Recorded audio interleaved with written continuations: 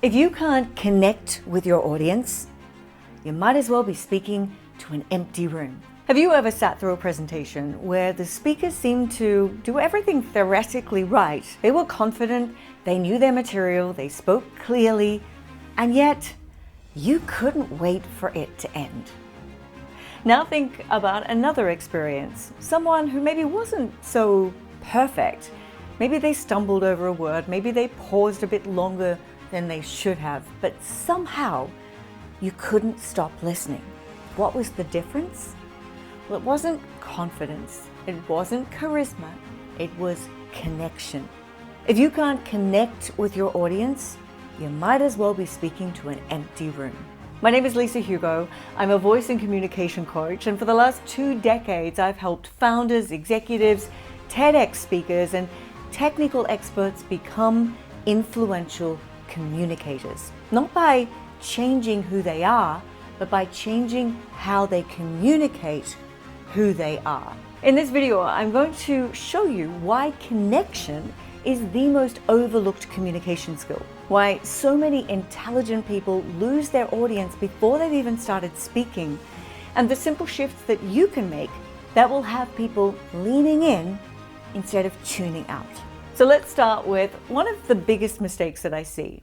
Communication isn't about you. Most people think communication is about delivering information. It's not. It's about serving another human being. Yet before almost every presentation, our internal dialogue sounds something like this. Will they like me? Will I forget my words? Do I sound intelligent? Will they consider me to be credible? Am I speaking too fast? Can they see that I'm nervous? Notice that pattern. Every single one of those questions is about you. And the more you focus on yourself, the less available you are to your audience. A really great quote from Theodore Roosevelt. People don't care how much you know until they know how much you care. Connection starts when your attention leaves you and lands on them. So before you speak, stop thinking, "Oh, I hope I do well." And instead ask yourself, what does my audience need from me today? And that simple shift changes the entire perspective and that of your audience. Okay, let's move on to point number 2, why people don't listen. And I want to illustrate this with a story from one of my clients.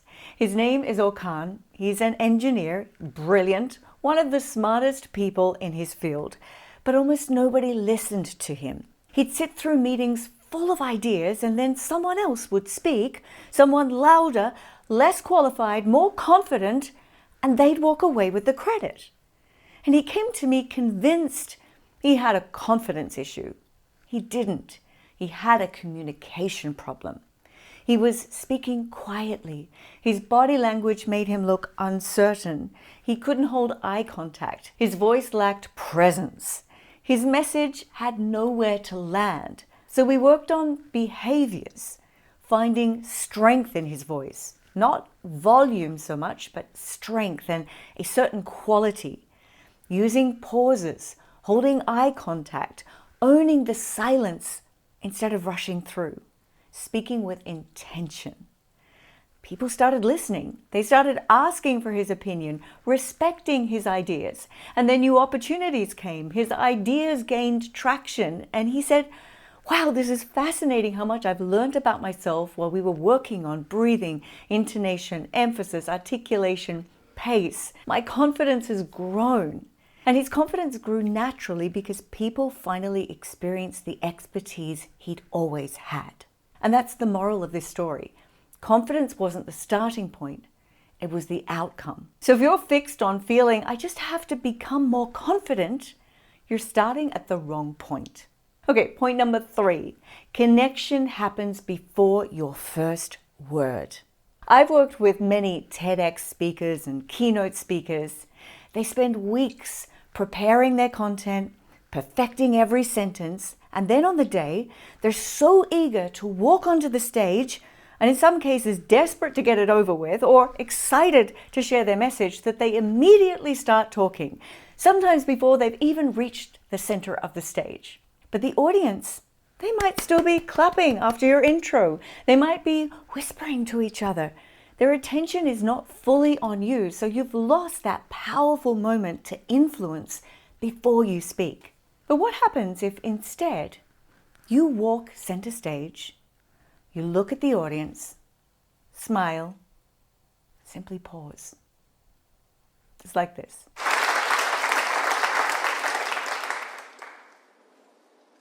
So, my mum and dad... Feel that? The room will become quiet. People will stop looking at their phones. They'll lean in. They're going to be waiting. And you haven't even said a single word. Yet you've already started communicating. Communication starts long before your first sentence. And then those first words are the deciding factor as to whether your audience will be invested into your presentation or if they'll drift off. You can get them back if that happens, but it's much harder than if you started it right. It's like trying to win a race when you're the last one off the blocks. You have to work so much harder to catch up. Barack Obama is a master of grabbing and holding attention. Notice here how he's just tapping on the mic to get everyone listening. Hello, everybody. For those of you who don't know me, I'm Michelle's husband, Barack. And here, when he starts his speech with, "I'm so proud of each and every one of you." I am so proud of each and every one of you. Every audience member then felt seen. That is connection. Okay, point number 4. Great communicators involve their audience. And a great example of this is from The Wolf of Wall Street. Jordan Belfort walks on the stage. In this case, it's Leonardo DiCaprio. He doesn't launch into a lecture. He looks into the audience. He even goes up to the individuals in the first row and he puts them on the spot. "Sell me this pen." Instantly, the audience becomes part of the story. They're also nervous because they might be the next one to be called out. And he has their full attention. They're not watching anymore, they're participating. I had David JP Phillips on my podcast recently, and we were talking about exactly the same thing. Now, David is a phenomenal speaker and communication coach. And when he gets up on a stage to talk about neuroscience or communication, he gets his audience on their feet, pacing the room, beating their chest to feel the testosterone, building their confidence and strength to feel invincible. I mean, you have to be in the room to fully understand the power of this. Yet, he is an incredibly humble and even introverted person off stage. Now, he doesn't do this because it's just entertaining. It is, but because it changes their psychology and they are now involved in his presentation. You don't have to go to that extreme, but even something as simple as you walk out onto a stage and you say to your audience, "I'd like you all to cross your arms." Go on, cross your arms. Now cross them the opposite way. Feels strange, doesn't it? Why? Because habits feel normal, but change feels uncomfortable. And communication is exactly the same. Point number 5, performance is not pretending. And this is where I disagree with a lot of communication coaches. You'll often hear, just be yourself. I don't think that's enough. If your natural behavior is to mumble, to avoid eye contact, to hide behind your slides, to apologize for every sentence, just like my client, why would you stay there? Those aren't personality traits. They are learned behaviors, and learned behaviors can be changed. People say, don't be performative, but I actually believe communication is a performance skill. Now, don't misunderstand. Performance doesn't mean fake. It doesn't mean becoming someone else. Actors train in voice, in movement, and eye contact, presence, improvisation, thinking on their feet. Not to become fake, to become believable. And as speakers, we need exactly the same skills. Not because we're performing a character, because we want our authentic message to reach another human being. And this requires us to step outside our comfort zone to learn and build new skills. Okay, lastly is point number 6. Your voice is an instrument. And you'll hear me say this a lot. Your voice is a musical instrument. You have to learn to play it, master it if you want to master communication. And most people spend their lives just strumming a few chords, never realizing that the instrument is capable of so much more. Imagine saying to someone, oh, this is just how I play piano. It's just blah, blah, blah. No teacher would accept that. You practice, you improve, you stretch yourself. Your voice deserves exactly the same attention. Speaking is simply a series of behaviors, and behaviors can be learned, which means great communication isn't a gift, it's a skill.